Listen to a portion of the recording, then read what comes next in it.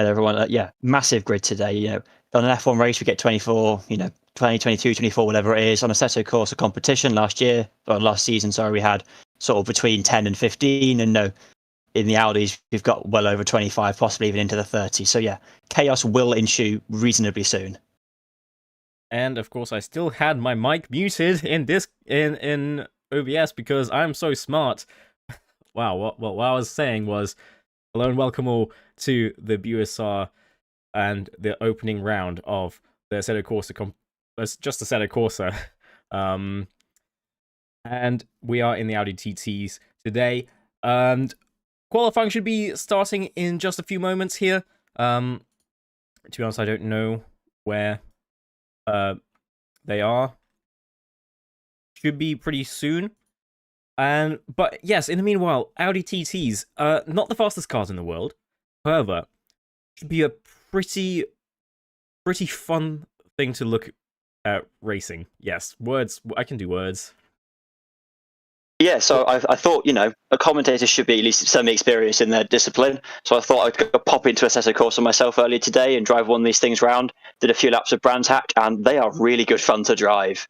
Front-wheel drive, so there's a little bit of that friendly understeer you get in more rookie-based race cars. Not quite as aggressive as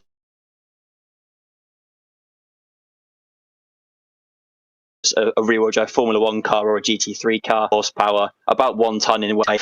Friendly, easy, like I said, drive. Easy to put, so reliably I believe handling cars. None of it there.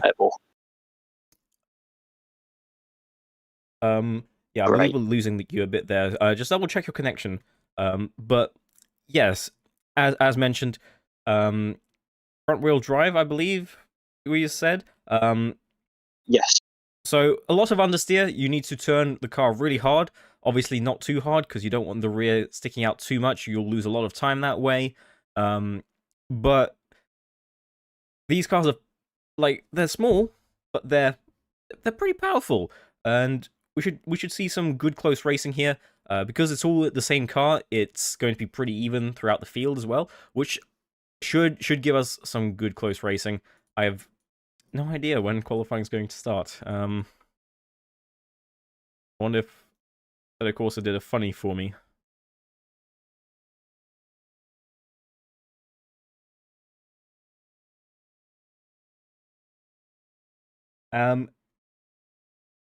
Yes, but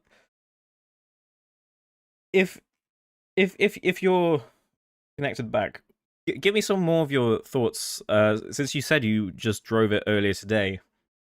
Yeah, it was a very reliable chassis. I did some research. They were built mainly for rookie drivers to get into GT racing. So I mean, it doesn't stop experienced drivers having a go. But yeah, they were very easy. You turn in reasonably hard, but there's very little in the way of mid-corner corrections, assuming you get it right. It's not like a classic Mustang or a Ford GT40 or an old Ferrari Le Mans car where you're soaring at the steering wheel all the way through the corner. It's very much a turn in, find your line, hold it, and really hope you don't catch that understeer, chronic front-wheel drive understeer, and it just pushes you wide. Assuming you can master that, you will find lap times come reasonably easy. Finding that last tenth or two, maybe a little bit harder, but that solid, reliable front-wheel drive nature just makes them so easy to turn in and get it right. None of this sliding out and drifting. Yeah, no, absolutely. But to mitigate this understeer that we will inevitably see today, it's very important. It's going to be very important, more than ever, to really go into a corner slowly and come out fast.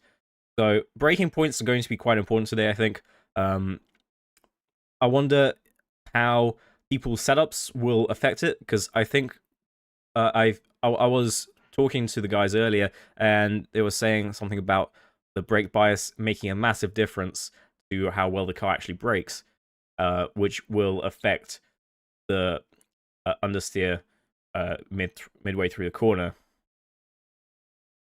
Yeah, so with front-wheel drive cars, obviously your front tyres get very, very hot very, very quickly because, of course, they're doing all of the steering, all of the power application, and the majority of the braking. So a lot of that brake bias is to try and remove some of that workload from the front tyres to stop them from overheating, cooking themselves, and then falling off a cliff. So yeah, brake bias massively affects the turn-in. You push it more to the rear, you might get more turn-in, or you might get more braking performance going around corners, or vice versa, depending on how you set up your car. But yes, brake bias will definitely impact these cars.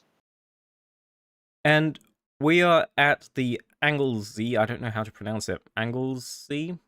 Anglesey. Anglesey. We're at the Anglesey Circuit today. What are your thoughts on that?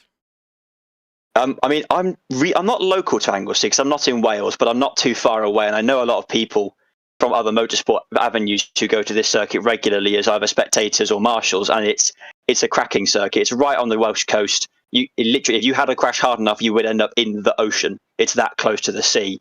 Let's hope we don't see any of that today. I'm not sure if Assetto Corsa has amazing ocean physics, but we'll find out. Oh, I But yeah, saw it's some really of that close to the sea. earlier. I saw some of that earlier. Someone did go into the ocean, and it was There you go. quite the spectacle.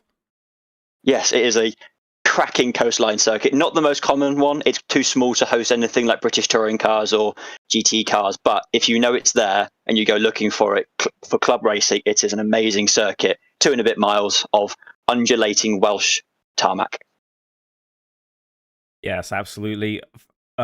Should be a fun circuit to drive IRL. Should be a fun circuit here today. And quali will be beginning in about a minute or so, as I am hearing it. And okay, I believe I was beaten to it. Need to make sure that I can show you. But yeah, anyway, Anglesey, we're running on the GP layout this time. It is 11 turns, so not the most amount of turns, more than say an Austria, but less than Jeddah, because there's millions of corners at Jeddah. 3 and a bit kilometers, 2 miles. The lap record is like a 1:04, 1:05, but we're not going to be seeing that today. That was in some sort of prototype single-seater hill climb time attack monster. We're looking at inline 4 powered Audis. These are not going to break any lap records. Lap times will be a lot slower. I mean, they'll still be quick for what they are, but we're not going to see anything close to the minute mark around this 2-mile track. It's going to be interesting. We've got 3 classes of racers. There's the students, the alumni, and the open class. They're all mixing it in. There'll be class winners. There'll be overall winners. We'll have to see who comes out at the top, even in the 3 classes, as we qualifying will be coming up shortly. Drivers setting their fastest laps, which is set the grid for race 1. So race 1 is set based on qualifying, and then race 2 is a bit different. So the top 10 finishes in race 1, their positions are reversed for race 2. So that should add an extra element of spice. A runaway leader in race 1 will find themselves in 10th place on the grid in race 2. And as anyone who watched the Grand Prix on Sunday will know, starting in the mid-pack is never great, because you can get dive bombed up the rear by an Italian into turn 3. But yeah, qualifying will be with us shortly, I'm assuming. Yes, I'm just having some troubles with Assetto Corsa, it seems. This is not a good start, is it? Keeping troubles there. I cannot seem It's to a first race of the game, so be able to click on anyone's name, which is not ideal. Or spectate anyone besides myself. Cool, so we can watch Doomscale's perspective of the entire race there, which will be largely irrelevant. We'll figure this out as we go ahead. Yeah, we'll see a lovely shot of the Anglesey pit lane, equipped with all of the amenities of a pit lane, like a pit wall and some shutter doors, and maybe even a man with a lollipop stick for some tyres. We'll have to sticks here. There's a few lollipop. Wow, we're really throwing all of the budget at this series. We've gone up in the world from GT3 cars to Audis in Wales with lollipop men. We're going up in the world here. But yeah, there's not really much more I can say. Obviously, this is a new game for us, so there's going to be teething troubles. Thank you for sticking with us while we get through these. I'm sure our excellent team of 1 will figure this out reasonably shortly. If not, we'll have to commentate it more like radio, which would be really weird because I can't see the race, so that won't really work. None of us can see what's happening. None of us. I think we shall go to a very, very brief intermission as we try to sort this. Thank you for your patience. We will be right back.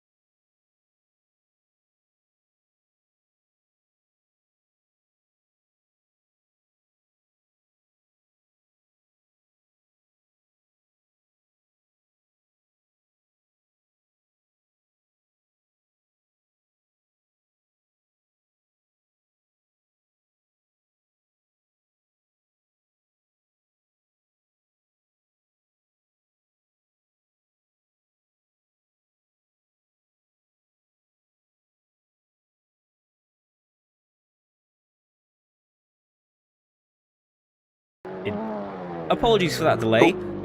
We are now in the qualifying session, and it looks like Aiden Larson is leading the session, with White in second, 2 tenths behind, and then Ashabi just set a new personal best, well, I don't know, personal best on the session, and 5 tenths behind now. Everybody else struggling a little bit.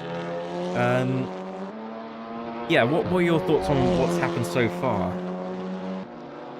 So it seems we've got a pair at the front, and then a sort of a Xavi here, kind of just stuck in the middle of this group, and then you've got all these other guys who are sort of further back, and we'll have to see if they can find faster lap times as we go through the session. Maybe they've just set a banker lap just to sort of say, yeah, I know for a fact I can do, say, a 1 minute 32, 1 minute 33, 1:34, and then they'll come in later on and set in a sort of faster timer, maybe a 1:31, or even down into the 1:30s as we've seen here. Fast left puts you out just after turn 1, coming up the hill towards the hairpin of this Audi here. Getting that front tyres nice and into the corner. Hold the line, hold the line, hold the line, and off you go through there. You're seeing some moving around on the grid. Not everyone appears to have set a lap time yet, evidently. There's a bit of a, not delay, but a sort of a latency in everyone else coming in, getting those good lap times in. So we'll have to see what happens. Yes, absolutely. Let's have a look towards the back of the lap times that have been set so far. In 14th place, TRM. Name is, well, I don't know, Masson? Yeah, we've got. Yeah, we'll go with that. got a few pretty cool liveries here. There's another new lap in 15th place. That is a sick looking livery. Can't lie, that is really cool. What else do we have going on the server here? Let's have a look at Cameron Searle, the current Formula 1 champion at the BUSR. He's only in 7th right now, almost 2 seconds behind Aiden Larson at front. Yeah, we know Cam Searle. We've seen him before. He raced obviously in F1, like you said. He's also raced in GTs in the Winter Series. Obviously, very, very, very, very, very quick. Did Spring Series in the GT3 Porsche. I came in second most races there actually. So he knows what he's doing in a GT car. It's just whether he can transfer all of that rear-wheel drive skill into a front-wheel drive car. A bit of traffic there, lock up from that red car ahead there as we're coming through for qualifying. Obviously, we know Cam Searle's going to find time. There's no doubt about that. It's just, can he find 1.888 seconds of time is the question. Yeah, absolutely. And, I mean, he's pretty quick in ACC. And as you mentioned, this is now a front-wheel drive car. So can you transfer the skills that you learned from the GT cars? Or will you struggle? Because Formula 1 is also rear-wheel drive. It's quite different to just switch. But once you have them both nailed down, then you can race just about anything. So will he be able to race anything? I mean, it happens in real life, but it's not common. So in British touring cars, they run both front-wheel drive and rear-wheel drive, and only one driver has ever been champion in both types of cars. Admittedly, that he is a very, very, very good driver. It's not to detract from his achievement to anyone else's, but it's a hard transition to make. We'll have to see if that works. Maybe Larson is a front-wheel drive specialist. Maybe he loves chucking Focuses and Golfs and other Audis around in TCR classes or NGTC for British touring cars. We'll have to see if he can transfer that angle. So you can see coming down one of the straights. I believe we're losing you there again, Dan. So I'm just going to cut in here. Woolly Blobs just ahead of Cameron Searle right now. He has been racing in the Formula 1 series for a long time as well. I don't believe I've seen Josh Woolley racing in any of the touring cars. So we'll have to see how he performs here today. And so far, he's doing pretty well ahead of Cameron, which is, I'm sure, a nice surprise for him. But still just I know. Couple seconds shy of pole position. Yeah, so I know Josh Woolley personally, and I can say he's quick in a rally car as well as an F1 car, so we'll have to see if he can also manage touring cars. I'm sure he'll be happy to beat Cam Searle. I know he was always the runner-up, well, often runner-up in Formula 1. He did get a few race wins, but never not champion last time round, so I'll have to see if he can make a change. He's quick in a rally car, you say? That's interesting. Did he compete? Oh, well, that doesn't seem like a very quick line there at all. And, oh god, what's happening in the background there? Oh, this is going to be interesting. But yeah, I've had... It wasn't any league setting, but I raced against Josh in rallies before in various levels of rally, all the way from sort of little Fiestas with barely any horsepower all the way up to Rally 1 machinery, and he was comprehensively faster than me, and I'm not competitive in rally cars, but I'm not bad, and he was comprehensively destroying me at basically every single stage. So he's quick in a rally car as well, so let's see if he can stay on the tarmac this time rather than the gravel. I see. Maybe he should give the EAWRC series a try come autumn, I guess, when it's being run again. But in the meanwhile, yes, let's stick with the Assetto Corsa Championship today. We've got 16 people who have done a lap now. That doesn't seem like the optimal line. Very cool livery, not a great line there. The gravel kind of getting in the way of the pictures. Obviously, the 13th place, whose name on the leaderboard appears to be I am the Batman. So evidently Batman has joined us in the lobby, which is interesting. He's ditched the Tumbler, ditched the Batmobile, ditched his Lamborghinis, and is driving an Audi. So, you know, everyone loves Audis, even Batman. Well, I think we can say that pretty safely, actually. I'm pretty certain that the Marvel equivalent of Batman, Iron Man, drives an Audi TT on occasion. He definitely has an R8 in the film, so I would not be surprised if a TT is there in some other totally not product placement-y way. But yeah, you make a very good point. Will we see Tony Stark come out next round? We can only hope so. That would certainly bring a level of money to this championship not seen before. Yeah, it doesn't seem like people are moving around too much. It seems like White has improved his time very close to Larson now, only 3.5 hundredths of a second behind pole position. Has Larson improved much in the last few laps? I've been forgetting to have a look-see. It looks like he just had a new lap there, and that was an improvement. Just see, he may be just having a couple of laps off to go back at it again towards the end of the session. Still got a little bit of time to go. Maybe time for another flying lap or two if you really push. We'll have to find out. Oh, onto the grass there. Optimal line. Not the optimal line, and straight into the pit lane. Yep, straight into the pit lane. Never mind, ignore that lap. Try again. That's the advantage of sim racing, is that you haven't got to finish the lap. You can just teleport.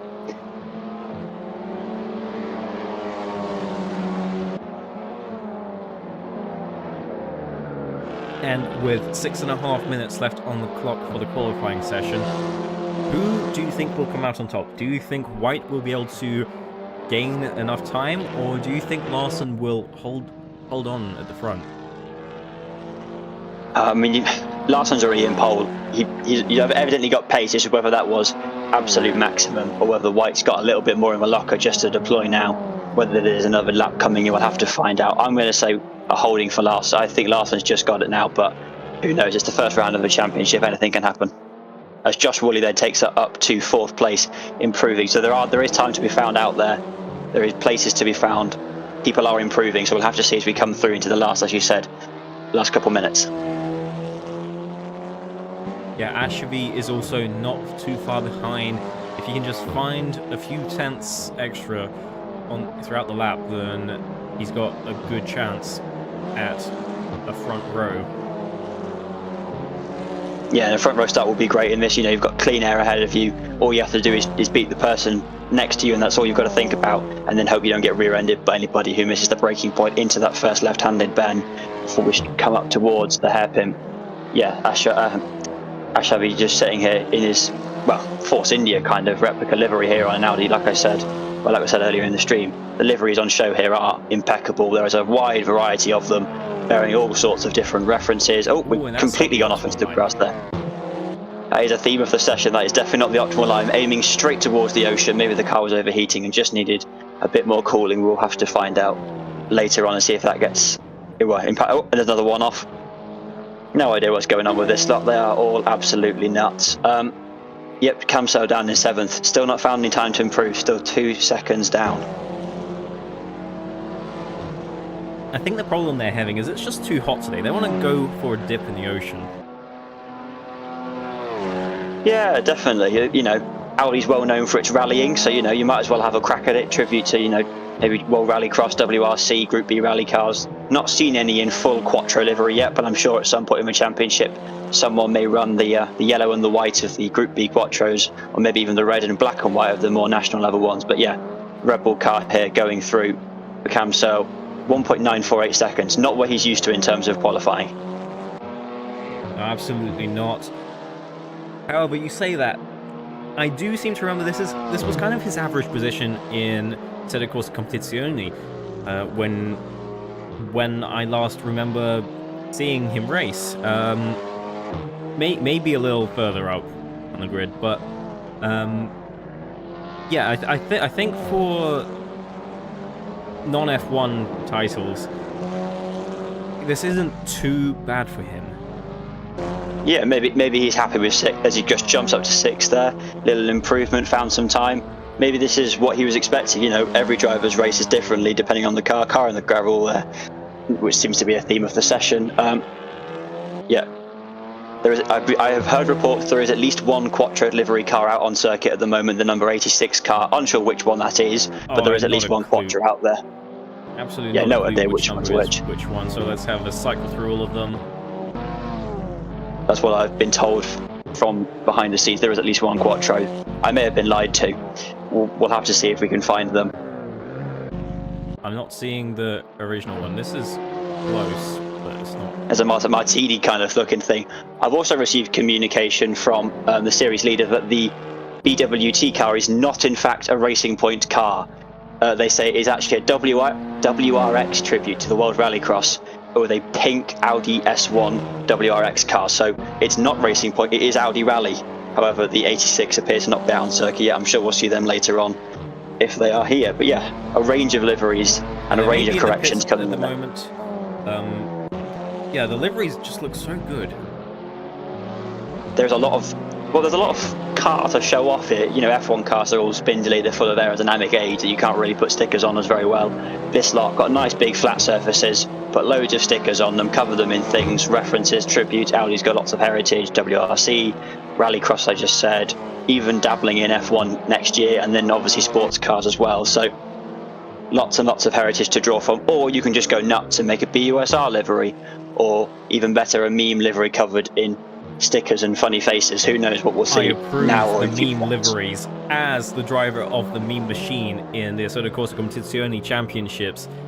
I approve. Meme machines are a big fan favourite and definitely a commentator favourite as well.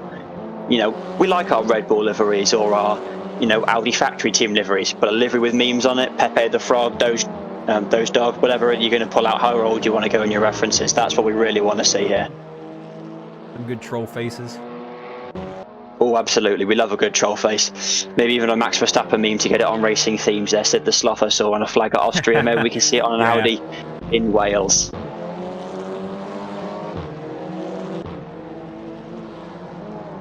And I think we've missed it.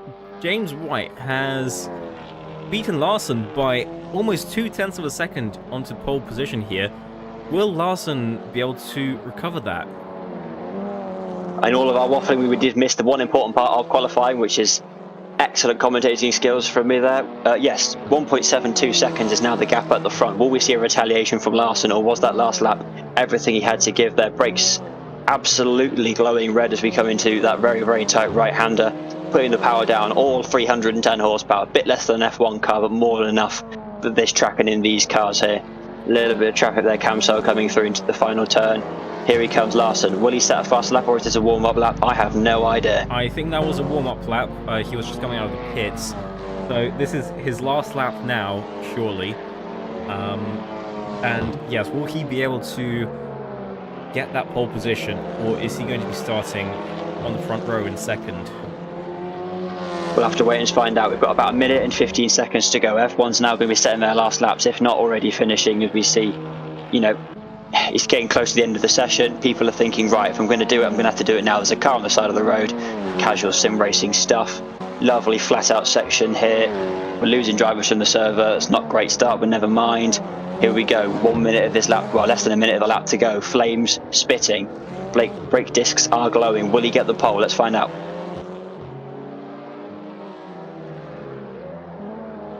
I don't know the corners on this track, so relying on you a little bit more here. But just a couple corners left to go, I think. Yep, just a few more to go here. No, he's nearly there. Less than 30 seconds of racing time to go, assuming it's on pace for a good lap. Will the traffic impede? We'd hope not. Obviously, there are penalties if it's very blatantly obvious impeding, but there we go. Camsell drives straight off into the grass. Lovely, getting out of the way ability here. Come through into the last turn now. Larson hooks it in a second to come round. That's the car ahead. There we go, on the brakes, turn in, hold it, powering out of the corner, coming across the line now to set a lap time. And it wasn't enough. Yeah, not quite enough there. That are probably qualifying over for most of these guys now. Oh, there's a car off in the grass. That is a theme of the session. Oh, they've driven off again. They're going for an adventure. I think they're here for the rally.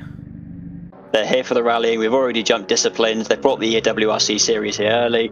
Here comes the Rallycross liveried Audi to just take one of the escape routes into one of the shorter circuits. There are multiple layouts here at Anglesey. That is one of the other ones. Not the one we're using, but it's certainly an option in sim racing as the cars return to the pit lane.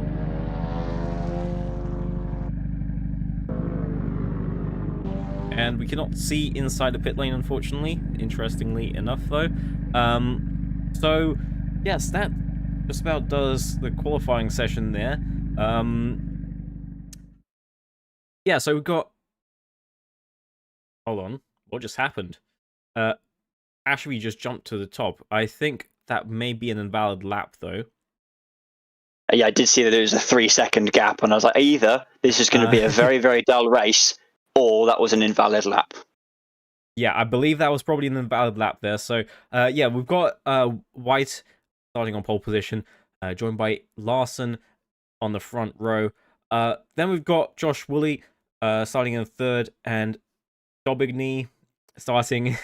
apologies for any butchered pronunciations. We've got Daubigny starting in fourth there, and Cameron Searle, Wraith on the third row, O'Leary and Story on the fourth, Bent and a grid finder name on the next. I lost count of rows on the fifth. And De Dios and I'm the Batman on Batman is there on the sixth. Another grid finder name and TRM in seventh, and they don't know, and just Man G. I don't know what's going on with these names. I don't know what they are, what they're supposed to be. On the last row. So yes, the race should be starting soon. In just a few moments. Hopefully we don't have any more technical today. That'll be fantastic. That would be nice. Yeah, we can only hope. But yeah, 20-minute race should be good. Not the grid size that we were hoping for of the full 30, but not a terrible one. We can make it work. We've seen smaller. We can do this. 20 minutes of Anglesey. The lap times, as you saw in qualifying, around the 1.5 minute mark. They were slower in race spec, so we'll have to see how much slower we are and how many laps we get in. But yeah, let's hope this works. Yeah, should be a good race here. The track isn't particularly long, so despite a reduced grid size, we may still see a fair bit of traffic interfering, as we did with the F1 just yesterday. And yeah, the Audis, they seem like pretty good fun to just what's the word I'm looking for? Throw around they're easy fun drives. Yeah, they're definitely chuckable cars. They're not like a prototype or an F1 car where it's very much you stick on your line, you hold your line, out you come, and if you get it wrong, you're spat off into the gravel instantly. They've got wings and splitters, but they're not downforce munching monsters. They're definitely approachable cars. They're chuckable cars. They're fun cars. So, and of course, this is a tight, narrow circuit. It's mainly used, like I said, for club racing and bikes. It's primarily a bike track. These are not bikes. Okay, I believe the race is starting, but I am unable to click on anyone's name again. Oh no. Well, this there we go. The lollipop men back out in force. Oh, red flag. Interesting. I wonder what's happened there. It's already gone wrong. But at least I can click on names. Hey, we can see different people pull off into the grass as a red flag hits. There will be fantastic. Yeah, we'll get back to racing soon. Like we're saying, teething troubles. Back to cast as we go, and you get to see more of our lovely faces here. Only a picture of Dan, of course. Unfortunately, he's a little too sexy to be shown on stream. What can I say? My computer's exploding at how much that was happening. So yeah, just a picture of me from obviously very recently. Not at all catfishing anyone with that picture. But yeah, we'll get the race started soon when we sort out everyone. These drivers are so eager to get going. They've already caused problems for us. They're just that excited. And if you want to have a go at this, you can find our leagues out on Grid Finder. Come and find us. Get involved. Join the Discord. Drop messages to the people that are relevant to. We'll see what we can do. We've got multiple races running in this series and in F1 with iRacing and EAWRC and Assetto Corsa competition running in other series around the year. So come and get involved. Come and find us on Grid Finder. Maybe you too can cause chaos at various racetracks. Yes, absolutely. I believe the race is about to start again. So let's just head over. I cannot click on anyone's name again, so I think we have to wait until the first sector for me to be able to do that. So we'll just be able to see all of the cars going past here right now. And until then, until the first sector, I cannot show anything, unfortunately. I'm so sorry, guys. There we go. Into the action there we go. White out in front with Ashevi in second place. And was this TRM up in third? Why haven't all the cars shown up yet? I don't know. However, I don't know what's going on anymore. Let's just see what's happening. There's someone off on the grass. They seem to have rejoined safely, though. What's important is that car is in the lead and everyone else is behind it. The big WRX livery car doing its best WRX impression, going for a bit of rally crossing there. Come up tight left-hander here. Absolute chaos behind. There's a car off in the ground by a marshal post. No idea who that was, but they've very much gone off into the background there. They're definitely not at the front of this race anymore. We've got 5 cars on retiring, a lot more than that running. There's a car off on the side there going straight into the wall. They have no idea who that was, but they're out for now. As we come back down here, we see the pink car next to Cam Searle coming up onto the power. They go side by side, racing down the straight. Is it going to go 3 wide? Not quite. We have timings for different cars now. We can see who's in what position. Into the hairpin, hard on the brakes. We have contact, double contact, but the pink car corrects it very well. Saved there, slightly onto the grass, loses out on the places instead, though, as we come back down the end of lap 1. And James White has a pretty clear lead there by what looks to be around a second. And there we go. Yeah, I think we're finally getting all the names up on the board. So we've got Josh Woolley up in second place there, and Larson seems to have lost a place to Daubigny. With a gap up front of 1.3 seconds. That's a pretty good lead for one lap. White just avoiding all of that chaos behind. Then Josh Woolley sat there waiting, 1.5 seconds down. Is he going to lose time? Is he going to close up? We'll have to wait and see. 18 cars have crossed the line so far. Cam Searle down in 6th. Oh, there's a car off again in the background from about 7th or 8th place. Will they rejoin safely? Yes, they do. This is a tight track, like I said. It's a motorbike track. These are not motorbikes. No, clearly they've got 4 wheels. A motorbike has 2, is that? I believe they do. I'm not a motorbike person. They could be 3, it could be 1, I don't know. But these things definitely have 4, and we definitely have one person in the lead who is pulling out a bigger and bigger gap up to 1.6 now, as White comes down towards the end of the second lap here. Josh Woolley not got an answer so far. 1.7 now, the gap is growing. He's pulling away. Is White burning tyres, or is this just sheer pace? We'll have to wait and see as this race evolves. Well, with only, 20 minutes for the race, I don't think tyres matter too much. I can't lie. They shouldn't. No, they shouldn't. It's not like a full-on an hour endurance race. Tyres should not be a problem. Yep. Yeah, there you go. The gap is still extending. Woolley has not got an answer to White's pace here as we complete lap number 2. Searle is down to 7th. I saw on the side there, but Woolley's still holding on to 2nd, setting quick lap times, but not quick enough. Larson still in 4th. Yeah, Larson had an incredible time during qualifying earlier before White managed to just edge out ahead. But Larson seems to be struggling down at 4th right now. I don't know exactly how or what physics are in... Oh, and that's not a good line for Larson there. I don't know exactly what kind of physics are in a sort of Corsa. Is there like such a thing as dirty air or drafts or what's happening? Maybe he's just struggling on the race fuel. Maybe it is. Maybe he's just got very good pace when he's got 1 lap of fuel in, but as soon as you go and put 20 minutes of fuel in the car, he's just struggling. But whatever's going on, he's not got the pace to get past Dobbing or even really get close to the 3rd place car. So yeah, we'll have to see how this evolves. As fuel levels drop, maybe Larson will come back into that starting pace. Cam Stirl sitting in 6th. Bit of a train forming behind him there, as you see on the timing charts. No DRS, of course, these are Audis. But there's definitely a train forming, which is all too familiar to anyone who likes Formula 1. We see that train, again, no DRS, no active aero, unless your wing falls off. Just straight wing. Lots of cars go through there in that mid-pack, sort of 7th down to, 9th, 10th, maybe 12th, sticking together. Looking at the inside in the hairpin there for 9th on 8th. Any move? Not quite. Story staying behind O'Leary.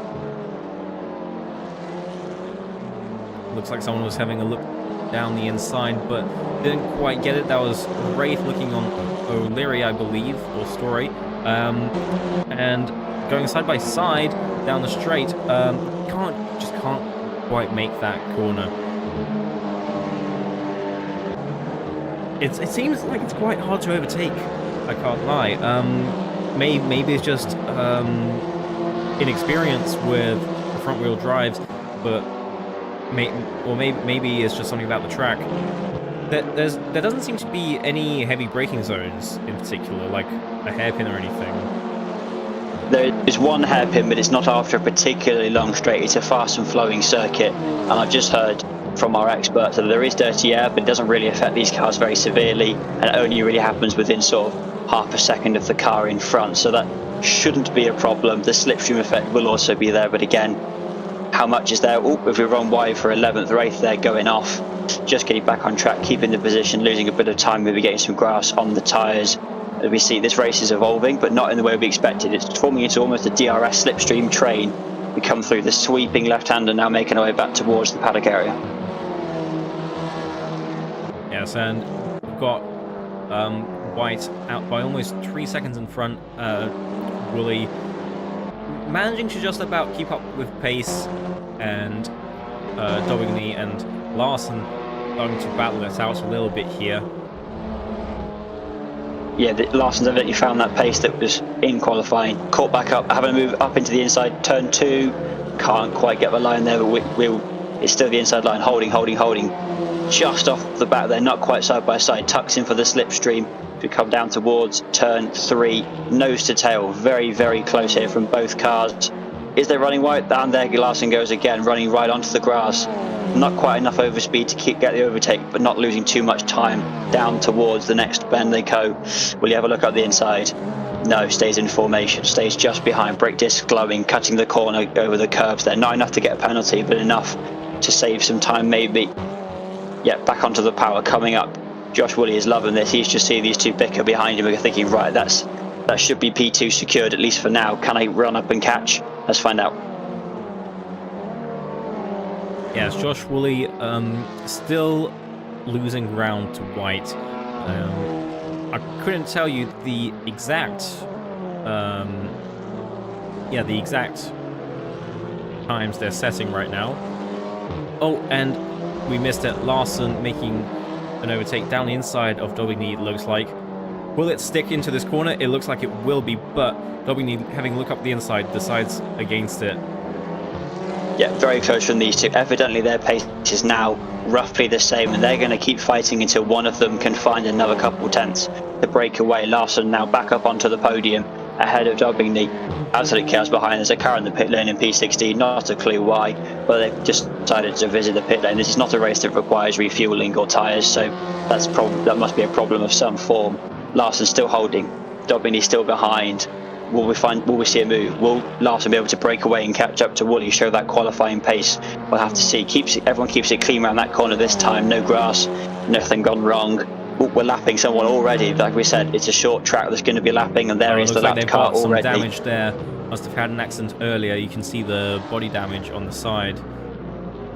Yeah, that looks like a big impact on the right-hand side. They've evidently been damaged. They're just trying to get round as best they can. They've already been lapped. It's not gone well.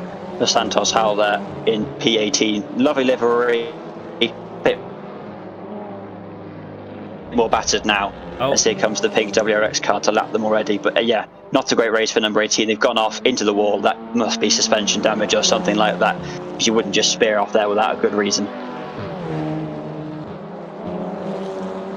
Yeah, the timing is showing they've gone into the pit lane. Maybe they have just retired. Yeah, quite likely. Suspension damage is quite race-ending, especially if it's enough to prevent you from turning a corner. Yeah, definitely. If you're not steering straight, you're going to end up in a wall, and that's what we saw there. It's number 18 now out of this race pretty much. I mean, they're already a lap down with damage, so they're as good as out as you can get. Here we see 8th O'Leary chasing after 7th of Grid Finder. Great platform to use to find grids. Interesting choice for a name there. I feel bad them if that's what's on their birth certificate. I don't think it is. Let's see who it actually is. I'm sure we'll see the rear of the car soon, and that'll show the actual name, right? We'd hope so. Yeah, it should. We hope so. If we we can maybe use our enhanced broadcast system to get a zoomed-in view of the back wing. We'll go with that. We'll go with Bunton. If it's not Bunton, we're very sorry, not Bunton. But we'll go with Bunton for now, leading O'Leary now for 7th and 8th. There's a big gap ahead to Cam Searle, who seems to have pulled away from this mid-pack. He's now very, very much out of shot. Can he catch back up to Ashhavi in 5th and then Dobney in 6th? We'll have to see. But yeah, Bunton brakes like absolutely smoking. There. Definitely a lock-up as we come into probably the tightest part of the track here, up towards the sea. If you really got it wrong there and brakes failed, like I said, Ocean is calling Davy Jones's locker for you and your Audi. But here we go, O'Leary close to the back of Bunton as they come over the hill there, having a little look, maybe a little dive here, slipstream, keeping it running a bit wide there. Maybe that's dirty air hitting him. Don't know, not that experienced in these cars yet.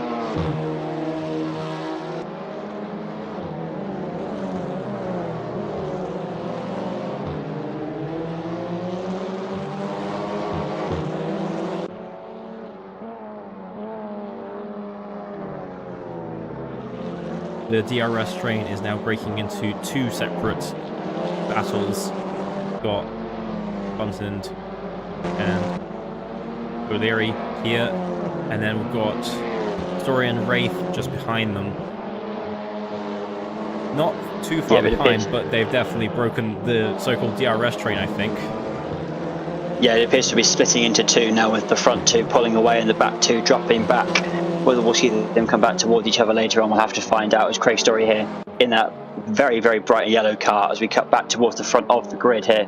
Josh Woolley still chasing that elusive win. I say elusive, it's the first race of the season, it's elusive for everybody. But he's still chasing that win there. Little running wide from the car in it looks like second Larson place. Has overtaken Woolley, and Larson is now up into P2. Will he be able to catch up in only 8 minutes? 8 minutes, it's not a lot. It's sort of 3, 4, maybe 5 lap times depending on when they cross the line. It's not a lot of time they've got to catch, but can he do it? He's got the pace, evidently come back from 4th or 5th earlier on in the race. I'd pretty much written him off by the end of lap 1, saying, well, he's gone now. White's pulled ahead, we know he's quick, he was there in qualifying, but Larson has the pace. He's overtaken Woolley, who is, as we said, an experienced F1 driver, but you know, these aren't F1 cars. This is evidently Larson's day of pace. It's unfortunately had that rough start to put him down, and we see 8 on the timing there. Wraith has got past O'Leary for 8th place. Will Larson catch? We've got 6 seconds is roughly the gap now. Not many laps to go as we're lapping more people towards the back of the field. Some drivers, it's just not their day. Yeah, it looked like which number is it? The 16th place of, I don't know, has some front end damage there. Must have had a collision earlier in the race. Quite unfortunate. However, they still got another chance in race 2 in just a moment, and they're just being lapped by number 66 as well. I'm not sure who that was. Absolutely, yeah. Still got a second race to go. None of these drivers are out yet. Remember, the front 10 are reversed. So currently, for race 2 pole is O'Leary. Now the tactic is, do you go try and aim high? Do you try and get 9th or 8th as O'Leary, or do you sit there and wait and hold it, claim any points that come from P10, and then flip it round and take pole for the start, or do you push on for points? What do you do? That is the choice that will be going through O'Leary's head now, if they know the championship rulebook. If they don't, they're going to keep pushing because they're a race car driver. But if they know the rules, they'll have to be thinking here. Daupini seems to have dropped back from Woolley, but as we've seen with Larson's pace, anything can happen as this race evolves. Holding P3 and 4 now. Larson here still in P2, comes around the last corner. We'll have to see what the gap is now, because it doesn't seem to be moving very much, if at all. I think it's moving backwards, actually, so I think White is running away with this. Actually, yes, yeah, you're right there. It appears that White has run away with this. It's evidently Dean Larson's come into second and just put their foot slightly further to the ground just to keep pushing on. And maybe that is what they were just waiting to see if a challenge would be mounted, and has decided, nope, this is my race, this is my day, I'm going to pull ahead. The gap up to 7 seconds now. That is pretty big gap for only 50 plus minutes of racing. Yeah, absolutely.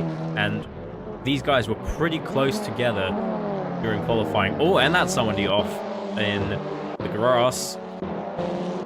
I missed who it was. Yep, someone evidently is one of the back markers, I think, with the front end damage, has decided to just park it up there and just have a little rest at the side of the track. Right, let's stop skipping there's around the whole grid. Let's just focus on one car for now. If you were curious as to what the entire grid looked like in a very short space of time, there you Cameron Searle right now. You go. Here we go. Cam Searle for 6th. Can he catch up to Ash Javier ahead? We'll have to see. 6th. Cameron Searle is in 6th. Coming up on 5th. Can he get the pace? Oh, the running were very wide for the car ahead. I think their lap's down. Not sure that's for position. But yep, sticking on the grass. Reasonably decent etiquette to get out of the way there. Maybe a little bit excessive, but you know, what can you do about it? So for Cameron Searle, especially right now, the reverse grid, he'll be starting in P5. However, he could get an extra point right now if he was to catch up with Ashabi and start in P6 for the second race. So this is where you actually want to be thinking quite hard, like what's better, starting in P5 or finishing this in P5? Yes, very much so. It is that decision that's going through everyone's mind. Well, everyone except for White and Larson. Both of them will be like, we could not care less about race 2. All we care about is race 1, as that gap seems to have grown again to 7.6 seconds. But yeah, Cam Searle's got that decision to make. Does he decide to put the hammer down, try and get past, get 5th, and then flip back to 6th for the second race? Oh, as the pink car ahead runs very wide onto the grass. That seems to be a common mistake point here at Anglesey.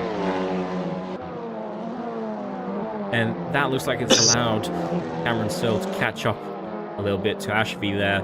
Oh, and that's somebody off in the grass and into the tyre barriers. Yep, it seems that everyone is having a little bit of grass mown today. Well, everyone except White, who seems to have driven a reasonably flawless race. We've certainly not seen anything gone wrong on the broadcast here. Pulling away, holding that 7.6 second gap.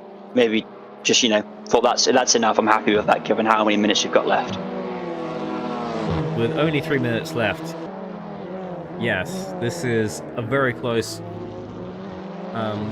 battle over here for Ashby and Cameron Searle.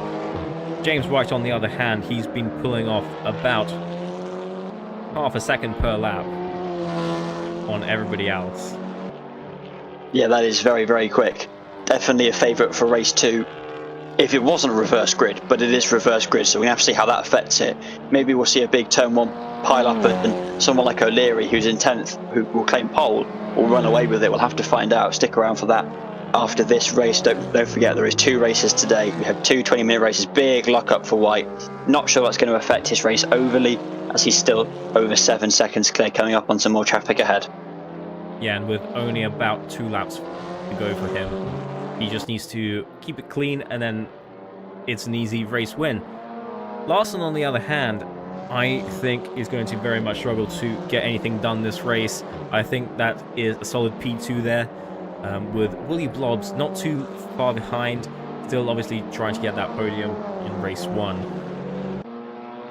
Yeah, he's going for the podium. Willie's now looking for the podium, checking behind him that there's going to be no moves from 4th place, whereas Larson and White basically are now happily safe in their positions. Obviously, anything can happen. We've seen cars go off left, right, and centre so far. We've only had 1 of 2 races, but yeah, Willie Bob seems to be reasonably set into 3rd. Just got to hope that Dominic doesn't decide to have a lock-up or go for a dive bomb on the last lap. Now, as you come round the last corner, to start another lap for 3rd and 4th place here. Obviously, the leader already well off in the distance.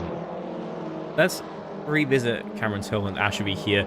It doesn't look like the gap has closed too much since we last checked in on them, but Cameron Hill is all over the back of Ashby now. Yeah, then he will definitely be thinking, right, do I go past now? I've got basically near enough 1 lap, maybe 2 at a stretch to get past. Do I go for that point? He's going to be thinking, where can I make the move? Where is he weak? Keeping the pressure on. You know, giving him all of the pressure that he can possibly muster, all of the pace he can muster to try and get past. Although it's the first race of the championship, you wouldn't want to lose a championship or lose a championship position because you didn't push too hard early on. We'll have to see what happens now. He's right on the back of him, definitely going to be getting some sort of slipstream benefit along the straights here. Big on the power, all of that Audi power pushing him forward, hard on the brakes. No lock up from either car. No, they've got away. Oh no, little lock up from Searle there. Over the curves, that's not going to help him. And Ashby had a clean exit there. With only 30 seconds left of the race, I think it is a pretty done deal here for Ashby and Searle. But only time will tell. Yeah.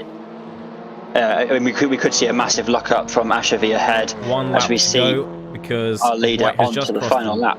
Yep. So 1 lap to go here for everybody, and it does appear that Cameron Searle is just a little too far back. Not quite enough pace in Cameron Searle's Audi today. Obviously, he'll be ready to go next race, and we'll start ahead of Ashby for race 2. Maybe that's what he needs. Maybe it's just track position. If he had the track position, he'd be able to run. Definitely close. He's definitely close. He can definitely read the stickers on the back of the pink Audi ahead. Can he get past? We'll have to wait and see. We've got 1 lap to go. They're just coming into turn 2 now. Tight round. Keep it in. Can he get the power down hard enough to get it in into the next corner? Cameron Searle, he's definitely closer than he was before, but is it close enough? Oh, interesting. We're now being told at the top here that leader has 2 laps to go, so not a 20-minute race. Interesting. Okay, then he's got 2 laps to do it. I wonder, is it like 15 laps or 20 minutes, whichever comes first kind of deal? We'll have to wait and see what race 2. Big lock up again for Searle, but he's still close. I mean, you know, that message is gold for Searle, who will now have 2 laps to do it. Bit of moving in the 8th, 9th, 10th positions there. If we cut back to the leader, just checking in, he's pulled out to 8.1 seconds. Searle still just behind. The timing says it's about 7/10, 6/10 of a second. That's not quite enough to get past. As here we see White coming round the corner for what should have been the last lap, but might not be the last lap if the timing is to be believed. We'll have to wait and see. Okay, now leader's on the final lap, it says. So it appears to be that the final lap starts on the lap starting after the time has run out. Yeah. It must be 20 minutes plus 1 lap, then we'll see how that evolves into future races and if that is definitely true. But yeah, we've got 1 more lap. We're never going to say no to 1 more lap with these 2 so close together. Can we see a move from Searle? He's been given a lifeline of another lap to have another go. Has he got the pace in him? There's nothing to be left on the table now. Every 10th, every curve, tyres out, irrelevant. Fuel consumption, irrelevant. It's now just about hounding it as hard as you can to get that P5. I mean, it's only a fight for P5, but it's still, you know, it's about confidence, it's about ego, it's about knowing you can get past the guys ahead of you for Searle here. Holding it, can he get past the gap? Is staying around the same level, 0.6, 0.7 of a second as they put the power on down the main straight up towards the tight left-hander. Will we see more lockups? Will we see the gap close? They both appear to have braked cleanly going in. More locking up from Searle. Evidently that's just how he drives, or he cannot get the brakes right for that corner.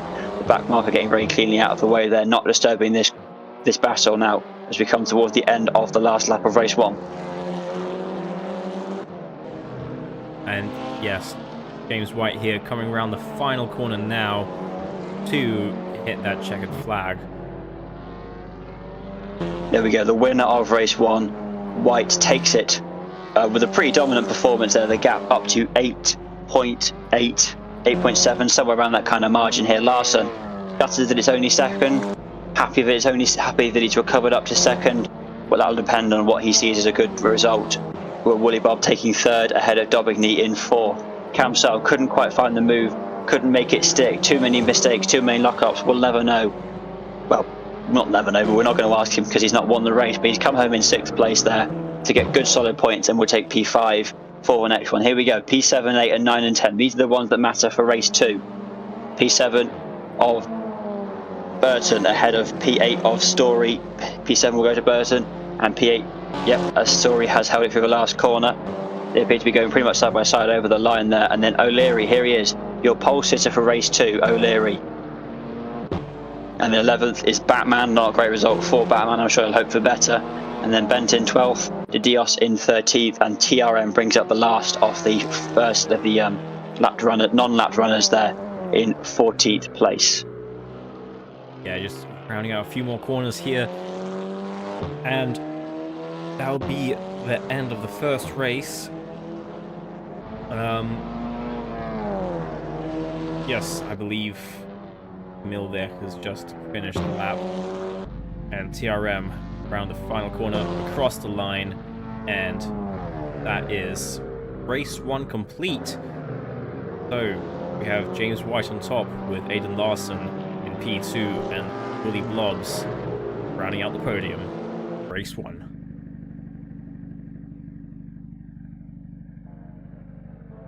Overall, very good initial show from this lot. Lots of chaos, like we said, lots of crashing, like we predicted, lots of cars off in the gravel, but also a good amount of racing. Larson there, really the star of that first race, despite coming second, pulled off some cracking moves that we saw some of to bring it up to second place there. Should have started higher, fell back at the start, and now claim that P2. We have our first podium, our first race is done, but don't go anywhere, because very shortly these cars will all be back out on track for race number 2.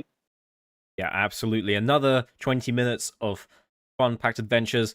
But in the meantime, whilst we wait, shall we hear from our partners over at Gridfinder, who have made this event possible?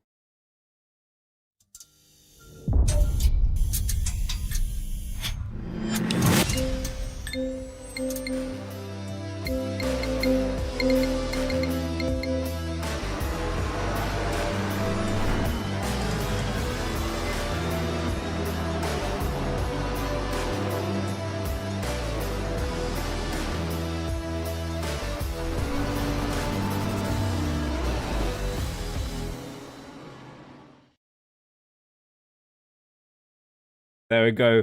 Thank you to Gridfinder for making this event possible. Slight apologies there for the video. But anyway, we are now waiting for race 2. That was an action-packed race 1, and we've got a reverse grid happening here in just a moment. With O'Leary starting on pole and Wraith rounding out the front row. We've got White and Larson all the way at the back. Who do you think has a better shot of winning this race? Because we've got some pretty quick people towards the back there. But can they make their way through the traffic? I mean, the battle we saw for 5th and 6th between Ashvari and Searle looked like an interesting one, because they're going to be starting in basically the same place, just the other way round. Will those two be, will they work together and keep the quick drivers, Larson, White, Willie Blobbs behind, or will they just think, this is not our fight, I'm fighting the other person, we know they're going to be quicker than us and get through? Basically, how much of a gap can O'Leary build from that front row? How much of a gap can the P8, P9, P7 cars build from their new grid positions? That is the question. I think we're going to see Larson come through the grid and take a win here. Starting ahead of White, I'm going Larson for race 2. Okay, you've placed your bet. I think I'm going to go the opposite way. I think White is going to win.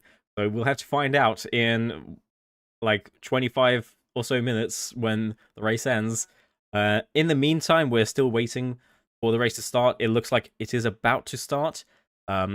Once again, I am unable to show anything that's going on because AC go brr.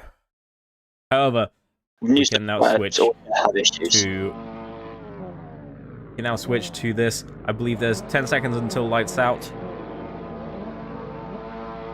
There we go, the lights are coming on. 3, 4, 5, 6 lights on. The lights are out. 20 minutes of race 2 as the cars come across our screen.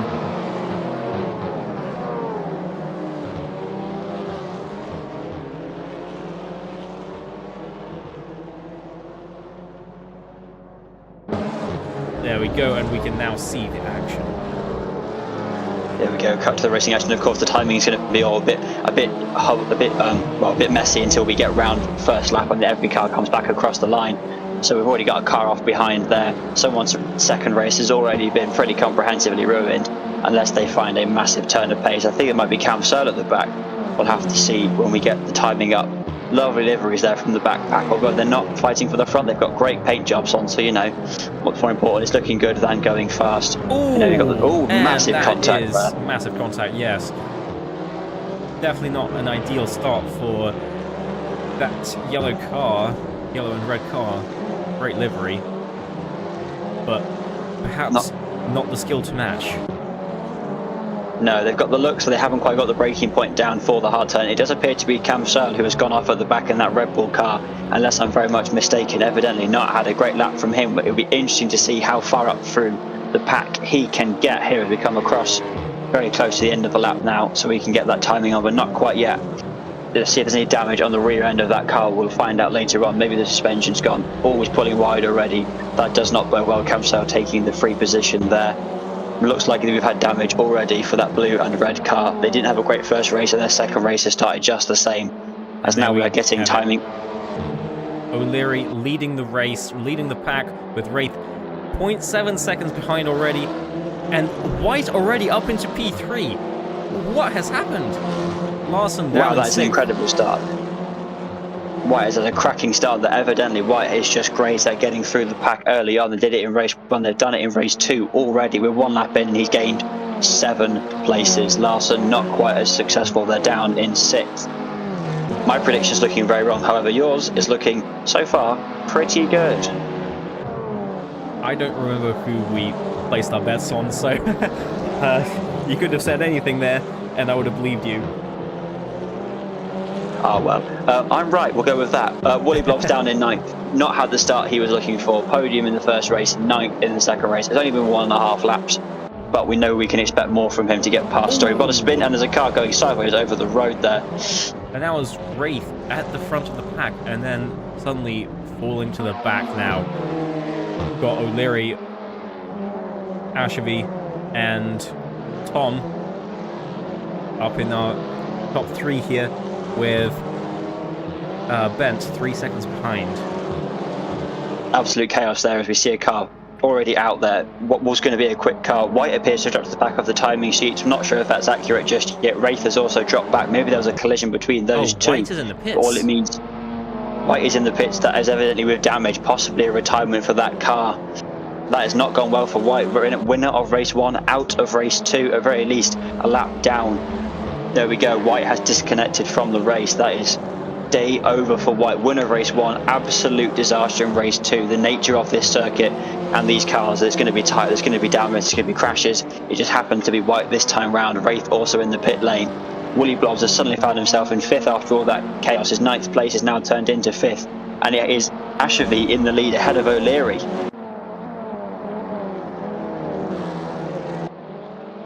Well then, it seems that Ashby had a fantastic start compared to Searle, who is all the way down in 9th. Not a great start for Searle there at all. It looks like some damage there on the front for him. Maybe a bit of contact earlier with some other drivers. Ashby, on the other hand, comfortably out in front. It's a comfortable lead for Ashby there. I think Searle did get into contact on the first lap and we saw him go off in the background. So it's hardly a surprise he's struggling, but of course will carve through the pack as he can. 10 seconds off the race lead. Seems unlikely to be able to close there, but we'll have to find out. Bit of shuffling in the background there for 13, 14, 15, but we're focusing on our leader here. Coming down towards turn 1. Here we go, Tiara. Yes, the leader's coming down towards the last turn. They're very close. This is a lot closer than it was last race, but it's between different drivers. O'Leary obviously started right at the front of the reverse grid and is now holding P2 pretty handily. That just shows how close the pack is, that all it takes is one change of grid order and suddenly you've got a whole new podium. Absolutely. And that's still Tom in P3. Oh, and I think Josh Woolley has done a funny around the track somewhere.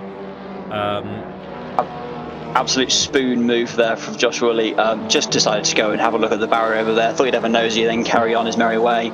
He's going to have lost some positions and lost a lot of time doing that, which is going to make it even easier for that podium to keep their podium alive. And we have confirmed that Wraith is out of the race. That damage, obviously, between Wraith and White, too heavy for either of them to sustain and carry on. We've got 16 cars running as we come into the second race. Still a decent grid, especially for such a small track. Ashby getting a stronger lead now, almost a second, about a second now, ahead of O'Leary. He seems Let's to hope be we don't see falling another. back slowly. Ashby is looking like the favourite for race 2. Definitely. Let's hope we don't see another 8-second gap built up though, because we really like a fight for the lead in race 2. Show what this series can do. Show that you guys can join in. There's obviously a range of paces going on. We've got people at the front, we've got people at the back. If you joined, you'd probably be fighting someone. It might be for first, it might be for last, but I can guarantee you would have fun. Some of the most fun I've had racing has been over penultimate, 10th and mid packs. It's that racing is just fun. So come and find us on Grid Finder if you want to join us. We come across the line here. Ashby ahead of O'Leary in that blue turquoisey white car coming around turn 1. The gap's going to 1.2 seconds. Woolley Blobs still in 4th place there. I'm not entirely sure what happened there earlier for Josh to go into the barriers. It seemed like he went up into P1 earlier by accident. So he might have just entirely cut the track in some way. Well, unless we find him after the race or someone else we interview knows, we're never going to know what happened. But certainly the timing table appeared to show him in first, and then showed him trying to munch onto some Armco steel barrier at the side of the track there, coming up through the tight left and right at the end of the main straight. Not a great race for him, but so far he's the only driver to have been near the front in both races. Can he get back on the podium and do a double podium? We'll have to wait and see. I'm not sure there's any Armco steel barriers here. It looks like tyre walls. They're a bit more chewy, I think. Nice and tasty for these Audi. They've got big grills on the front to keep that turbo engine cool. Maybe they can munch on those tyres. Yeah, the gap is now up to 2.3 for the lead, 2.4 for the lead. It is growing. It's not looking good for O'Leary's chances of victory here. However, he is holding it ahead of Tom behind. Yeah, solid second ahead of Tom. However, Tom is not giving up here. Still on the back of O'Leary. Not going to make it an easy fight. Definitely not. I would not be surprised if we see a challenge later on into the race. Maybe a mistake from O'Leary or a cracking lap from Tom would see that. As we have Ben Santos-Hale has connected, just disconnected from the server. We're now down to 15 cars, 3 DNFs so far. This is tough racing. There is damage on loads of these cars already. I'm sure there was some crunching into turn 1 that we can't see because of the broadcast, but that's not a problem because we can see the effects of it here. Those DNFs, the gap up the front to 2.7 now. O'Leary is going to start driving in his mirrors soon. That gap will only grow. Camsell getting P8, but we're going to focus on this battle for second for now. Oh, O'Leary, oh no, Searle has gone off. He's on the grass, Is he going to make contact with the wall? Staying out of it for now, not munching any tyres. There's the wall. There is the wall. Pulling off at the side of the track, evidently not going well for Searle. Joining back onto the side. Lost a lot of places there. That is his charge to the front. All that momentum now gone. Oh, if only there was another race with a further reversed grid. He'd be happy as Larry if we were doing 3 races, but I'm not sure we've got enough cars left to do 3 races given how much damage they're sustaining, and also these commentators are going to get tired if we have to keep commentating in all this chaos. Here we go. She's in 11th now, behind Dobognese. Both of these guys front running last race, but now they're both fighting for 10th and 11th, as is the nature of a reverse grid race. We'll have to see if Searle can make up any more ground in the remaining few minutes. Oh, and that's a big battle in the mid-pack here. Let's see what's happening. It looks like we've got Story leading the pack with Bent, De Dios and Larson really fighting it out in the middle there. Yes, we've got a car off already. Bent has gone off there. Larson having a look wide. there. 3 wide into turn 2. They come out 2 wide into turn 2 with Bent staying ahead, Larson gaining position to Dios, dropping to the back of this pack. This is going to bring Batman into it if they're not careful with all of this fighting. Story has just gone, absolutely ran with it, putting in good laps, solid sectors, keeping it clean. Larson up past Bent with the slipstream. Bent looking around the outside into the tight right-hand corner. They're side by side as they come in. Hot on the brakes. Larson got the inside line. Bent follows suit with that Scottish flag on the rear wing, coming through the right-hander there. They're keeping it clean enough as they now finish out. Back in line, Larson gaining 2 places in about half a lap. We see it carrying from the background, gets back on track nicely there. The Dios looking at the inside of Bent. Has he made the move? Stick, we'll see as they come over the top of the hill. Larson still holding. Bent, the Dios side by side. Bent going up the inside, holding it on the grass a little bit, cutting the corner tight. And there he goes, Bent, keeping P7 ahead of the Dios. There's still chaos behind them. That was compromised. His line, Batman is on the grass, coming around the outside. No, sticking behind, which allows Daubigny to come up the inside of Batman. The Dios still ahead. There goes Daubigny ahead of Batman. Batman lost the place on the grass. Searle just watching behind. And the winner of all of this is probably Story as he pulls away. This is an intense battle going on. Every corner there's an overtake, and that's Cameron Searle caught up to the back of them. Will he be looking to make any moves here? Of course he will be. He's a racing driver. Will he be able to? There's a lot of damage on his car. Oh, that's a big contact there. Looks like the Dios off into the grass. I think he avoided the wall there, but that may not bode well for Cameron Searle. I don't know what's going on with penalties in this series, if there are any, but that would surely be a big penalty. Yes, the Cameron Searle's car looks like he's missing a good chunk of the rear body where that Audi's butt has fallen off as he's sticking in P10. All of that jostling, bustling. The biggest winner was Story and Larson. Story has solidified P5, pulled ahead. Larson stayed in P6. Daubigny has gained P8. But yes, those are the big winners. Story and Larson. Bent still there. Daubigny just behind them. Searle now right up to the back of Batman. This battle shows no signs of any anytime soon. You know, we're just over halfway through the race. This is going to keep going for as long as we let it. Just note the gap, the lead is growing, but we're going to focus on the mid-pack here. Searle, can he get past Batman? He's got the pace to do it, but he seems to be having a lot of incidents today. It's not been a clean weekend from Searle. Runs wide onto the grass, brings it back onto the track. That's all the momentum gone down this part of the racetrack. Let's have a look slightly further up. Daubigny on Bent here. About 6/10 the gap between them, and it doesn't look like Bent will be having Daubigny will be having a look up the inside. Maybe he'll get a good run down the straight here. Definitely he's having a think about it. Daubigny's looking for that gap, applying pressure. Bent's made mistakes. We've seen that in the previous few laps. There is definitely mistakes from everyone in this pack. They all know they're not perfect. They're not putting in perfect laps every single time. Will Daubigny have the pace to get past Bent without forcing an issue? Will he just have the sheer pace, or will he have to force a lock-up or a touch onto the grass? Cutting the corners very tight onto this big straight here. The best overtaking opportunity is probably the top of the hill here. Hard on the power for Daubigny. Can he got the inside of Bent, squeezing him onto the grass, onto the curbs there. Late on the brakes, Daubigny looking for the move. Can he make it stick? Looks like it. Bent just running wide there. Doesn't quite get the inside for the next corner round the hard right hairpin. Daubigny just about keeping really it on the track. Onto the grass. Will he be able to keep it into this next corner? They're side by side. Oh, it's not looking good. And as they come over, the hill. Daubigny has. Oh, this is close racing. Yes, it's definitely still side by side. Bent's still ahead. Daubigny still behind. Although they've swapped positions, evidently there was some rules involved there.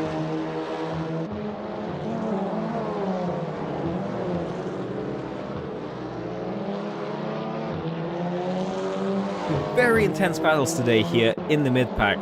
Was not expecting that at all.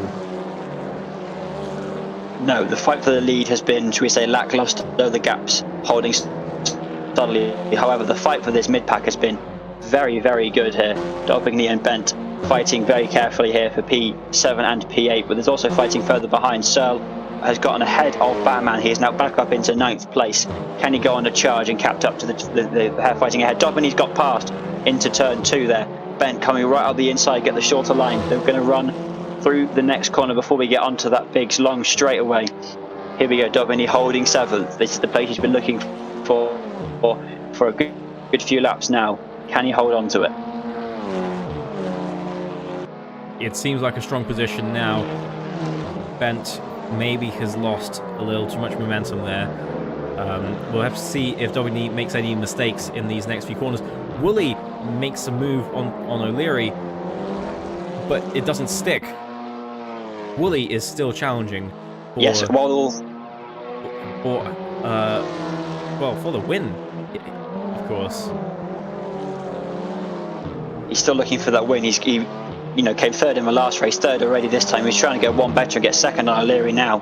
He knows that every second he takes to get past O'Leary is one more second that Ashavi can just hold that 4-second gap.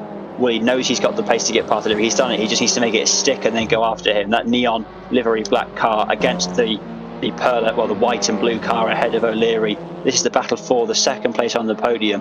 This is key point in the constructors' title. Woolley looking so far very strong in the constructors if he can get it up the inside here. Strong point on offer if he can make it stick. Comes out ahead of O'Leary, who ran wide into turn 2. Now they're coming down towards the straight. Will the slipstream move from O'Leary help him get back up to Woolley? We'll have to find out as they come down the straight. Power down. Here we go, building up the speed, up through all 6 of the gears, up towards the tight hairpin at the top of the hill. Woolley Bobs on the brakes, keeping it clean, keeping it on the line. None of this grass munching, tyre eating we've seen before. Little lockup, big lockup as said there, yep. As we go, here we go, can he get him? We'll have to find out as we carry on through, but so far Woolley Bobs is holding that second place. Have a look slightly further behind. I think I saw Larson make a move on Tom here just a few corners ago. He seems to be holding out quite well further back. Yes, Larson appears to have got 4. It seems like everything has settled down now. So we had some really intense battles there for a few laps, and now things are more or less settling out. It would appear so, yes. Absolute chaos for, 3-4 laps, and now everyone's sort of settled out, got into their pace, found their place in this track. There's only sort of 2 and a bit minutes to go, so it's hardly a surprise, but you never know, we could see a late race charge. So he can see the back of Ben. Will that be enough motivation to get up behind him and take that 8th place? He's had let's just say, not optimal pair of races of this first round of the championship. Any hopes of him crossing disciplines for championships is slim so far.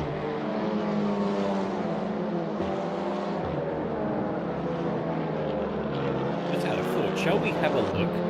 See if we can change how we look at these times. There we go. That should do it. I think that makes it slightly easier to compare and see how close everyone is. There we go, now we have intervals for everyone on the left-hand side of the screen. There's a car from the bent appears to have gone off at the end of the main straight there. Big front-end damage on that car. That is going to be a pig to drive if it's affected the suspension. He's lost loads of places. Searle has been gifted 8th place. Ben already down 2. Now the Diaz is coming through to take 10th place away. There's a lot of damage on the front end of that Audi. He is not going to be happy with that. Not sure what happened. Maybe he just ran wide, got on the grass and couldn't keep it. Although it's not wet, that grass is still going to be slidey.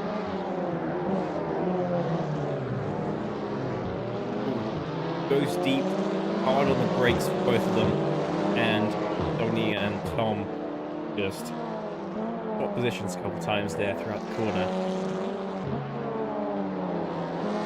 Yep, a little bit of chaos here as we see Dauphiné fighting against Tom with Story ahead, hoping that this doesn't boil over into 5th place and these two can just stay behind and fight for 6th. We're coming towards the end of the race now. We've got not a lot of time to go. 1 minute on the clock, but of course we've got that extra lap at the end. It's 20 minutes plus 1. As we see, Ashavi is pretty clearly in the lead. The gap's not grown massively. It's now up to 4.5 seconds rather than 4.4. He's just holding that gap to Woolley Blobs. Woolley Blobs not got enough pace to close up there. Everyone seems to be locking up into that hairpin. Maybe it's intentional, maybe it's a graphical error, but whatever it is, it's not helping him catch up. As we see that Dauphiné is making some moves there. Story dropped right down. Something's gone wrong for Story. He's dropped 2 places Story went very in wide one turn. The grass there for some reason.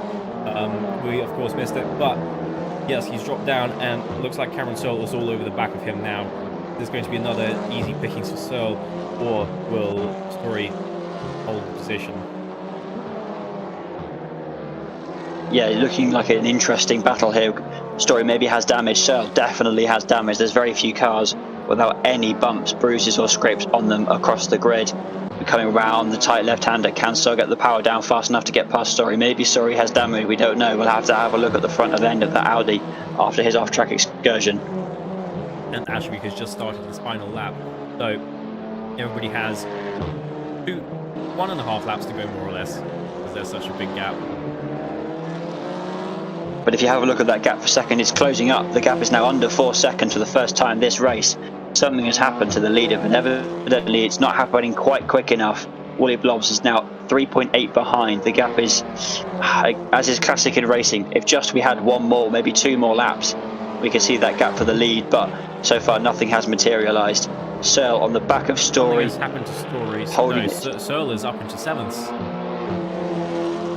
What's happened? Yes, something's happened to... This is Story. What's going on? Oh, okay. There's some kind of graphical error, I think. Searle's running very wide in the background just to add to the chaos. The timing tower's having a fit, as is Searle's car. There's damage on everybody. All I know for certain is that Ashavi is holding the lead and Searle is somewhere in the middle of the pack fighting against somebody, probably in a yellow car. I'm not quite certain. Larson's in 4th, O'Leary in 3rd, Ashavi in 1st, Wally Blobs in 2nd. Here we go, coming round towards the end of the lap now. Not long to go for Ashavi. Just got to hold it. Another 3 and a bit second gap. 1 corner to go. Here he goes. Onto the brakes, the final time of this race and the final time of this event of round 1 of the BUSR Championship. Ashavi round the last corner, puts the power down to come across the line. And I believe take race to victory in the TT Cup. Yes, and Josh Woolley, a great redemption drive there up into P2. O'Leary keeping on to P3 with Larson making up to P4 from, was it 9th place or 10th place? I forgot. Yeah, right at the back for Larson. Well, off the race start, there's so much chaos. Searle appears to have got past. The timing system's having an absolute fit. We've no idea where anybody is. Maybe there's penalties involved that we can't see. All I know is that Ashavi has won ahead of Wally Blobs, O'Leary in 3rd, Larson 4th, and Dogme in 5th. Overall, a very chaotic race from the mid-pack. We saw a pretty decent gap form at the front, but that mid-pack battle was impeccably chaotic. Oh, there's cars off on the last lap just because it's for fun. They're not fighting over positions because the cars behind them have already finished. They don't know in 13th, TRM in 12th. But yes, here we go towards the end of the session now. Everyone's sort of finishing up their days. We might have some interviews with the class winners later on. But anyway, TRM in 12th. In that slightly biffed up Audi coming towards the end of the lap. Just the last 2 cars running to get finished on this second race. We're back out here next week if you want to come and join us. Maybe you could fancy a try beating Wally Blobs or O'Leary or Larson or Ashavi or maybe one of the guys who didn't finish like White or Race. Maybe you think, yeah, I could beat them. Why not come along and have a go? Well, in a race such as this one, it shouldn't be too hard to beat White, considering that he's DNF'd. But I think usually you struggle quite a bit. White is one of the quickest drivers at the BUSR, and he's shown us that today in race 1. Unfortunate events in race 2 here, and everybody is just coming to a stop here on the track now. Or in the pits. Everyone's into the pit lane now, full of lollipop men. Lots of, cars glitching inside of each other. It's a video game. Everyone is done now. That is race 1 and race 2, and that's the whole round finished for the first event of the championship. And that was quite a spectacle, wouldn't you agree? Oh, absolutely. There was chaos everywhere. We had chaos from the broadcast team, we had chaos from the live stream, we had chaos from the timing tower, and that's all before we consider the fact that we had 18 Audi TTs racing around Anglesey Circuit. There Absolutely. was to get treated to a lot of action. Yes, absolutely. And I forgot where next week is. It's somewhere. I know it's not at Anglesey, but I can't tell you much more than that about it. But you can come and find out. It's a mystery. It's an incentive to come back and have a look next week. Something tells me it's somewhere in Eastern Europe. That could be a guess. That does remind me. The Slovakia ring. That's the one, I think. There you go. Slovakia let me ring. Just double it's check. a track. Admittedly, a track I know even less about than I know about Anglesey. So I'm going to be saying into the next corner. I can't tell you what corner it is, but it's the one after the one we're looking at for that track. it is the Slovakia ring. So yes, we'll have to see it from the track map. It looks a lot more technical than Anglesey. Should make for a good contrast compared to what we've seen today, where it's just a lot of flow. And should hopefully make for some really good racing. I don't know exactly who finished where when. We've got a few people in the interview waiting room. Any people you'd like to interview first? I mean, we've got to get the winners in here. So if any of the race winners are in there, either of the two of them, I might as well pop them in and ask them how they think it went. Was it Aiden that finished first in race 1? I'll bring him in and we'll ask him. We'll find out. Let's get he'll know Aiden more than we do. Let's get Aiden into the chat. Hello and welcome to the interview. I have no idea where you actually finished in race 1, because I forgot. Number 2. Okay, well, we'll interview you anyway. We'll interview you anyway. So yeah, how do you go on, Dan? How do you think it went? Are you happy with your performances? Obviously, you got podiums and then solid points. Are you happy with that, or you think you missed out on the win? No, can't complain. I race 1, I did get held up a little bit on that starting lap by Asher because he did a silly moment in the qualifying. But otherwise, yeah, I made it back to P2, and that's P1 in my class. And I think in race 2, I crawled back up to P2 in class, even after the big oopsie. So yeah, I'm not complaining.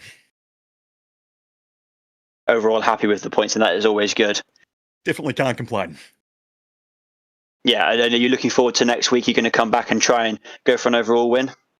Yeah, I'd say so. I think if James isn't there, we might be able to manage that. But, James is nice and speedy. Maybe if I didn't give him my setup, that things may have been a little bit more close between us. But, we'll have to wait and see. Maybe I'll just put a bit more practice in next week and we'll make it happen. Yeah, can't wait to see what you can pull out next week with your boy in Slovakia, as we've established. Yeah, very well done. How do you think race 2 went? Obviously, bit more chaos, bit more oopsies going on. How much of that did you see? How much of the chaos were you part of? Well, I was a big part of the chaos because I was the one who T-boned James after he got, I don't know exactly what happened to him, but long story short, me going forward, looked behind myself for a second just to make sure I wasn't going to kill anyone going to the braking zone. And next thing you know, James is in front of me, primed and ready for a T-bone. So, unfortunately, absolutely killed him, killed my steering, and it was just a big old recovery drive back to P4 overall. Okay, so you're the responsibility for all of the chaos then. Okay, that's what we've got here. Exclusive. It was all your fault. Not necessarily my fault, but I was certainly involved, for better or for worse. Certainly involved. Very diplomatic talk there. Well, congratulations on your solid points and class wins, and we'll hope to see you back out next week. Yeah, I'll certainly be here. Thank you for joining us. No worries. Thank you very much. Right, who do we want next? We can now see the class winners for both races. So we've got Ashby, Craig, and Josh in the interview room out of the race winners from within both races. So who do you want next? I mean, Ashby won the second race overall as well, so we might as well speak to race 2 overall victor. Absolutely. Get that the overall winner. All right, well, Ashby, welcome into the interview. Yeah, the interview. Yes. How do you think it went? Obviously, the second race was quite good for you, but tell us about the 2 races. Well, the second race, of course, I liked more because I got lucky in that one. Got past the incidents without any scratches, and yeah, that turned out well. But, the first race, I may have ruined the quali. I got a penalty for that one, and I also let people by, so that should be fine. How was it with building the gap to the cars behind? Were you ever nervous about a late race charge, or were you just holding to a lap time you knew you could put in? Or was there a lot of, sketchy moments trying to keep that big 4 or 5 second gap? I was basically trying to drive consistently, keeping my overtake buttons, with a little bank in the wallet. just to make sure that if somebody was getting close suddenly, I could use those towards the end of the race. But yeah, otherwise it was pretty chill, lonely even. Well, lonely's not always bad if it's for the win. Do you think you'll be coming out next time to try and defend that race win, see if you can go back to back, or is this a one-time appearance for you? For sure. I'm gonna have to practice more, but we'd love to have you back. I'll try my best. And have you had a look at the Slovakia ring for next week yet, or is that something that will most likely be a job for next Monday? Probably gonna look at it next weekend, at least. Plus, yeah, ask for tips from friends who maybe live nearby. I'll see if anybody knows it. That's about it, yeah. Do you prefer these smaller, tighter, unknown tracks to say bigger, well-known ones, Spa or Monza, or are you quite happy with these little tracks, out in the corners of Wales or Slovakia? I prefer the small technical ones, yeah. The more difficult it is, the more time you actually have to spend for practicing, and if I put it in, well, it should garner me good results.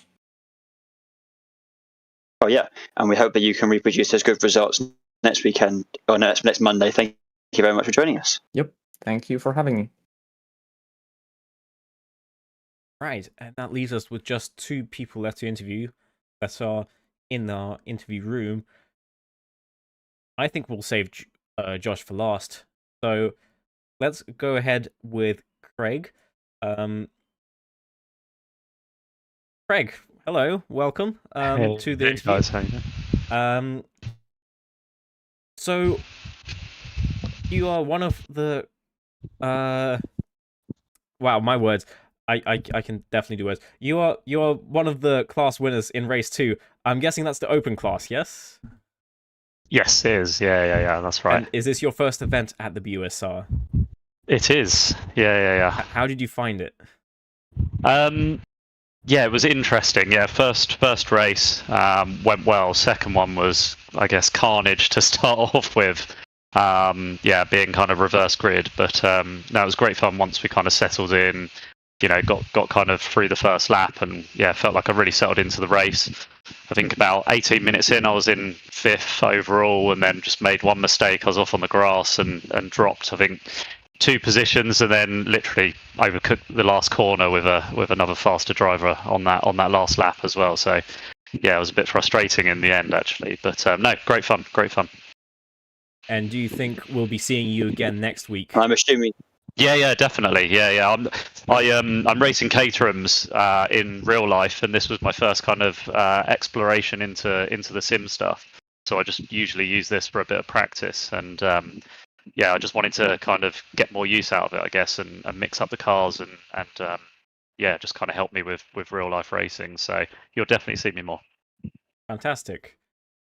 And would you say that your Caterham behaves similarly to your Audi, or is it very much, I'm simply learning tracks here, there's no technique sharing? There's definitely technique sharing in terms of like trail braking and stuff like that, kind of late braking into corners. But yeah, the Caterham is a very different car to that TT. So trying to get used to, setup changes are actually quite a big difference, and I haven't really played around with them yet. I haven't spent a bit of time kind of playing around with the setup, and then I panicked in quali and kind of changed the fuel last minute and ran out of fuel 2 minutes before the end. So that was different to play around with as well. I don't usually have that problem trackside.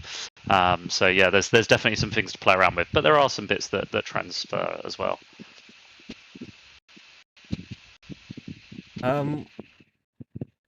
So you say you came 5th overall. I'm guessing you'll of course be wanting to bring that up to a 1st overall. Is that on the cards for next week? Have you had a look at the Slovakia ring yet?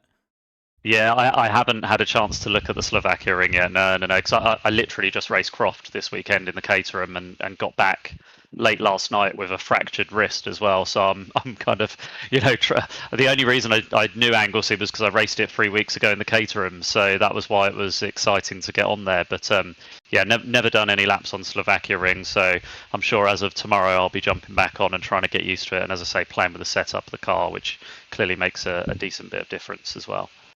Well, best of luck for next week, and Thank you. hopefully we'll see you here in the interview room again. Yeah, cheers, guys. Thanks very much. Thank you. Right, and I think that leaves us with Josh. Prepare all of your fantastic questions for his performances throughout the race. Josh. Hello. Well, I think Dan has more questions for you than me, to be honest. So I'll let Dan speak. I mean, Josh, what on earth? You had some mega skill issues there. You had some absolute mega. I mean, at one point you decided like you were to go and eat some tires. There was definitely some grass involved. What on earth happened? Yeah. I mean, the race started very well when the entirety of the top 6 from the other race except me all were wiped out in an incident. And then I don't actually know. I kind of half hit the curb. I then hit Adam, and that just kind of torpedoed me to the right. Very happy not to collect the leaders as I was skittling across the grass, but it all ended well. I didn't pick up too much damage. The game didn't think that I'd cut too much of the track and therefore put me a lap down. And after that, it was just trying to make up the positions and catch up to student class leader. So do you think you'll be coming back next week to try and hit some more barriers and cut some more grass, or are you actually going to try and keep it on the road next week? I don't know. I think cutting the grass and hitting the barriers is the way to go. Really, it's much more fun. And if everyone else implodes, then so be it. But seriously, keeping it off on the track is always the aim. Just got fortunate this week that my skill issue wasn't punished for whatever reason. But have you had a chance to look at the Slovakia ring next week, or are you going into this week reasonably unprepared? Well, to be honest, the first time I drove this track before today, I drove like 5 laps, and then today I did 40 or so in the practice session earlier and picked it up fairly quickly. So I might do a bit of practice for next week at some point, but I've got F1 on Saturdays to focus about more. So Mondays are sort of my AC day. So not loads of practice, but more than some others. Okay, well, I wish you all of the best in your in your racetrack endeavours, not grass endeavours. This is not rally cars, no matter what some of you lot tried. Thank you very much for the interview, and see you next week. Cheers.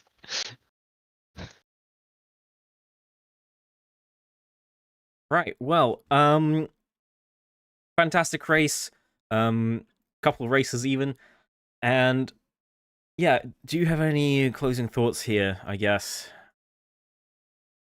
If that's how the season starts, then it can only get better from here. That absolute chaos of, like we heard in the interviews, of race 2s, that big incident, if that bodes for every single race 2 this year, then we're going to see some incredibly surprising results. The championship will be very close, and I'm happy to be here for at least some of the rounds on the commentary team. Absolutely. The reverse grid is making race 2 so far very, very interesting to watch.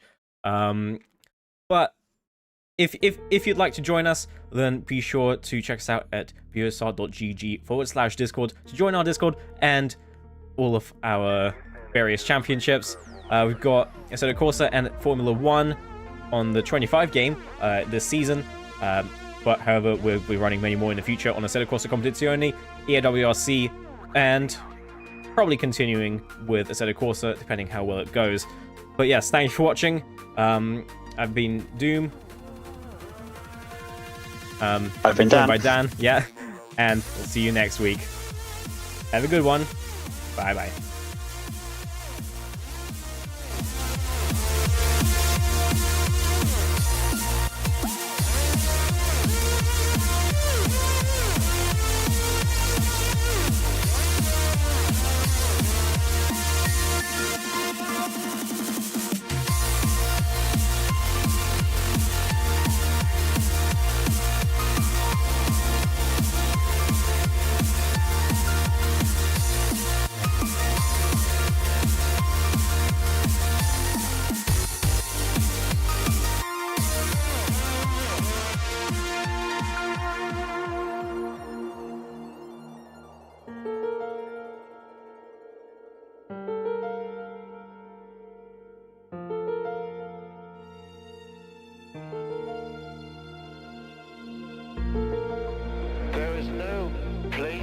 no moment in history where I could stand and say, arithmetic begins here, now.